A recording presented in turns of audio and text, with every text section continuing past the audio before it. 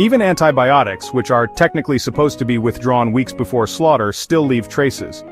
Some antibiotics used in feedlots are not even for treatment.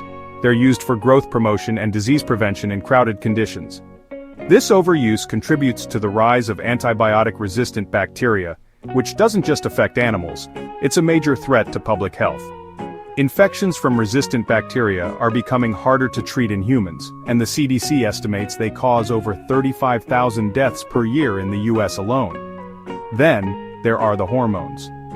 While natural hormones exist in all meat, conventionally raised cattle are often implanted with synthetic growth hormones such as trenbolone acetate or zeranol. These hormones accelerate growth and reduce fat production in animals, but they don't leave the body cleanly. Studies have raised red flags about early puberty, hormonal imbalances, and increased cancer risk in people who consume meat high in these compounds. Let's not overlook what this does to the gut microbiome either. Consuming meat raised on antibiotics, unnatural feed, and loaded with stress hormones alters the microbial content of the meat, which in turn can influence your gut health. The gut plays a key role in regulating mood, immunity, and even brain health. And the microbial signature of what you eat has long-term implications on the trillions of bacteria living inside you. And yet, all of this, from chemical residues to inflammatory fats, is not disclosed on the packaging. You can walk into a grocery store, see grass-fed printed on the label, and assume you're getting the best. But unless it says 100% grass-fed and grass-finished, preferably with a third-party certification like American Grass-Fed Association, you may still be consuming all these hidden hazards. Consumers deserve better. Our food system should not require a degree in chemistry or a legal dictionary just to understand what we're putting into our bodies. When most people think about choosing between grass-fed beef and conventional beef, the focus tends to be on ethics, the treatment of animals, or sustainability. But what often goes unmentioned is how mass-produced feedlot beef directly affects your health in ways that go far beyond fat or cholesterol. The omega fatty acid ratio is a perfect place to start. Grass-fed beef contains a healthier balance of omega-3 to omega-6 fatty acids, a ratio closer to what the human body evolved to consume.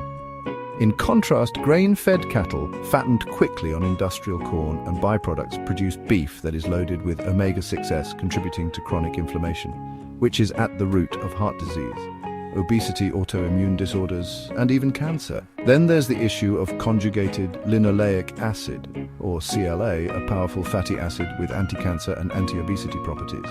Research shows that 100% grass-fed beef has 2 to 3 times more CLA than grain-fed beef. That's not a minor difference, it's a significant impact on long-term metabolic health. But nutrients aren't the only concern. Let's talk about residues, chemical leftovers that stay in the meat. One of the most troubling is ractopamine, a beta-agonist drug used to increase muscle mass in feedlot cattle. While banned in over 160 countries, including the EU, China, and Russia, ractopamine is still permitted in the US beef supply. This drug has been linked to increased heart rate, hyperactivity, and tremors in humans when consumed in excess. Another concern is glyphosate, the herbicide that's virtually unavoidable in feedlot feed due to the heavy use of GMO corn and soy. Though not directly fed to cows, glyphosate accumulates in DDGS, the ethanol byproduct used as feed. And studies have shown glyphosate residues appear in animal tissue and even in human urine, raising concerns about gut health, hormone disruption, and long-term toxicity. The image of cattle grazing on open pastures is powerful. It's what we picture when we see the grass-fed label at the store. We're told grass-fed beef is healthier, more ethical, and better for the planet, but the reality is far more complicated. The term grass-fed is loosely regulated, often used as a marketing tool rather than a guarantee of quality.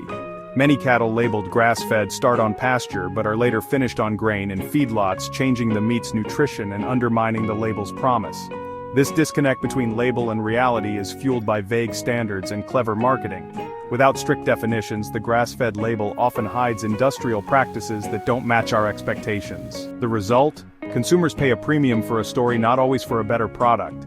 The myth of the ever-grazing cow persists because it's easier and more profitable to sell than the truth. Understanding what's really behind the label is the first step to making informed choices. The meat aisle is filled with labels, but few are as misleading as grass-fed. Since 2016, the USDA no longer defines or verifies this term, leaving producers to set their own standards. This patchwork system means grass-fed can mean almost anything from a few weeks on pasture to a lifetime. The product of USA label is equally confusing. Beef from other countries can be repackaged here and sold as American. These loopholes mislead shoppers and disadvantage ethical US ranchers. True transparency is rare. Most consumers must dig deep to find trustworthy certifications. Look for seals from groups like the American Grass-Fed Association, which require strict standards. Otherwise, most supermarket beef labels tell you little about how the animal was actually raised. For most cattle, the journey ends in a feedlot industrial facilities designed for rapid, cheap weight gain. Here, thousands of animals are crowded together, fed grain-heavy diets their bodies aren't built for, leading to health problems and routine antibiotic use. The meat from these systems is often mixed from many animals, making traceability nearly impossible. Fast food burgers can contain meat from dozens of cows, sometimes from different countries. This industrial approach prioritizes efficiency over animal welfare, food safety, and transparency. Growth hormones and antibiotics are common, raising concerns about health and antibiotic resistance. The feedlot is the engine of cheap beef, but it comes at a high cost. Industrial beef production impacts our health, ethics, and the environment. Grain-fed beef has more inflammatory fats and fewer nutrients than true grass-fed beef. Routine antibiotics in feedlots fuel antibiotic resistance, while growth hormones raise health concerns. Ethically, confining grazing animals in crowded feedlots causes suffering and disease.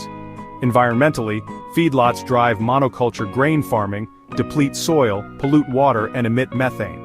In contrast, well-managed grazing can restore soil, sequester carbon, and support biodiversity. The hidden costs of cheap beef are paid by our health, animals, and the planet. Choosing better beef means considering all these impacts. Despite the challenges, consumers have real power to drive change. Seek out local farmers and ask about their practices. True transparency starts with direct relationships. In stores, look for third-party certifications that guarantee 100% grass-fed, pasture-raised, and no antibiotics or hormones. Supporting regenerative agriculture helps restore ecosystems and produces healthier meat. Every purchase is a vote for the food system we want, one that values health, animal welfare, and the environment. By demanding transparency and supporting ethical producers, we can reshape the marketplace. We're not just consumers, we're participants in building a better food future. Change starts on our plates with every conscious choice we make. If you've ever wondered why truly grass-fed beef is so rare and expensive, the answer lies in the economics of industrial agriculture, and a system designed to reward speed, scale, and secrecy. Feedlot beef is cheap to produce because it's optimized for one thing: maximum weight gain in the shortest time possible. In a conventional system, a cow reaches slaughter weight in just 14 to 18 months, far faster than it would on pasture. That speed is only possible thanks to grain-based diets, drugs, and growth hormones. These animals are often sold at auction houses, passed through several layers of ownership, and finally finished at massive corporate-owned feedlots before being processed at centralized slaughterhouses. This system is designed for profit, not nutrition, ethics, or environmental sustainability, and the costs are externalized, meaning you, the consumer, pay in other ways. In chronic disease, rising healthcare costs, degraded soil, polluted waterways, and dying rural communities. Meanwhile, the labeling loopholes allow feedlot producers to slap premium labels like grass-fed, pasture-raised, or natural on meat that doesn't deserve them, driving up prices without improving quality. So why isn't real 100% grass-fed beef the standard? Because it takes more time, more land, and more care. Grass-finished cattle take 24 to 30 months to reach slaughter weight. That's nearly double the time, which means more feed, more labor, and more risk for the farmer. They also require rotational grazing, vet care without routine antibiotics, and proper pasture management, all of which cost money. For small farmers doing it right, competing against feedlot beef is almost impossible without consumer education and support. Many can't afford marketing teams or lobbying power. They rely on word-of-mouth, farmers markets, or niche online retailers. Some even partner with meat subscription services to stay afloat. And yet, these are the producers giving us what we say we want: food that's healthier, cleaner, and better for the planet. But change won't happen unless we shift our purchasing power. Every time you choose cheaper industrial beef, you're reinforcing the system that misleads and mistreats.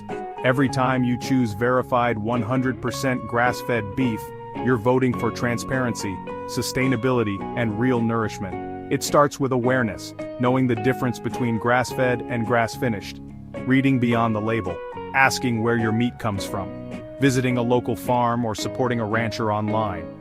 Change doesn't require perfection, just informed decisions. If you found this eye-opening, we invite you to join the conversation. Share your thoughts in the comments below. Let us know where you source your meat, what you've learned, or what surprised you most. Don't forget to subscribe to Live Healthy Every Day for more in-depth videos like this. Hit the like button if you believe the truth about our food system deserves to be heard, and tap the bell icon so you never miss a new release. Together, we can demand better, for ourselves, for animals, and for the future of food.